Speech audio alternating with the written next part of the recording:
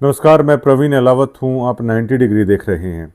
जिस तरीके से सतलोक आश्रम से जुड़े हुए साधु दास ने सतलोक आश्रम की मैनेजमेंट को लेकर उनकी बखियां उधेड़ दी हैं, जिस तरह के आरोप उन्होंने लगाए हैं कि एक दिहाड़ी मजदूरी करने वाला जो एक ऑटो किराए पे लेके जो दिहाड़ी मजदूरी का काम करता है, उस शख्स ने कैसे इस मैनेजमेंट के हाथों में लाखों रुपए दान के दिए और जब उसको ज़रूरत हुई तो इस मैनेजमेंट ने साधु दास के साथ खड़ा होने से पल्ला झाड़ लिया।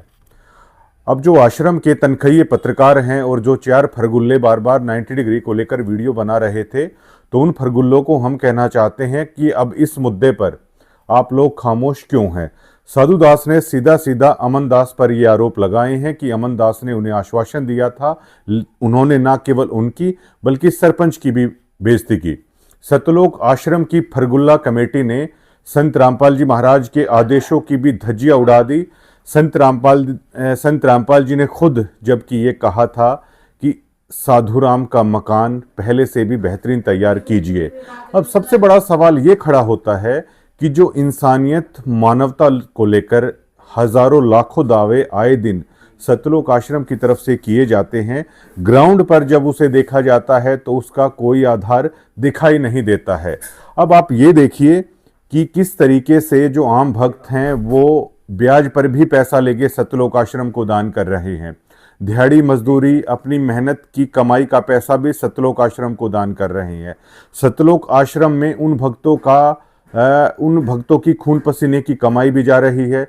ब्लड डोनेशन के नाम पर हजारों यूनिट खून भी उन भक्तों का निकाला जा रहा है। सतलोक आश्रम में संत रामपाल जी महाराज का घर बन रहा है, ये आदेश बताकर उन लोगों से दिहाड़ी मजदूरी करवाई जा रही है फ्री में। और जब किसी एक आश्रम से जुड़े हुए भक्त को अगर कोई विपदा की घड़ी पड़ जाती है तो इतनी बड़ी सतलोक आश्रम का दावा करने वाले ये लोग बिल्कुल अंतिम कतार में खड़े हुए दिखाई देते हैं।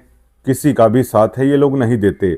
अब जो ये हाइप क्रिएट करने की इन्होंने कोशिश की थी कि लाखों मकान बनवा दिए, हजारों मकान बना दिए, आप ग्राउंड पे देखेंगे तो इसका हो हल्ला काफी ज्यादा मचाया जा रहा है, जबकि ग्राउंड की स्थिति बहुत अलग है।